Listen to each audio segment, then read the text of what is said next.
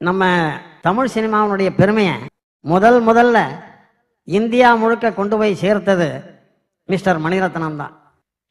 அது யாராலையும் மறுக்க முடியாத உண்மை.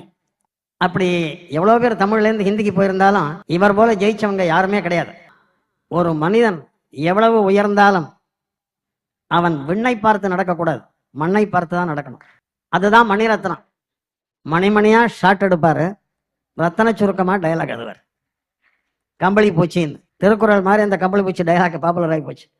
அவருடைய படங்கள் நான் நிறைய எழுதியிருக்கேன். மௌனராகம், அஞ்சலி, தளபதி, அக்னி நட்சத்திரம், ஏராளமான படங்கள் நான் அவரோட ஒர்க் பண்ணியிருக்கேன். பாட்டை கேட்டு வாங்கிறது ஒரு பெரிய சாமர்த்தியம். இப்போ நமக்கு கொஞ்சம் அப்படி ப்ரொவோக் பண்ணாங்கன்னா கோவம் வரும். கோவம் வராமல் இருந்தால் அவன் கவிஞனே இல்லை, வெறும் மரவட்டை. அதெல்லாம் டீல் பண்ணி நல்ல வார்த்தைகளை நம்மக்கிட்ட வாங்குவார்.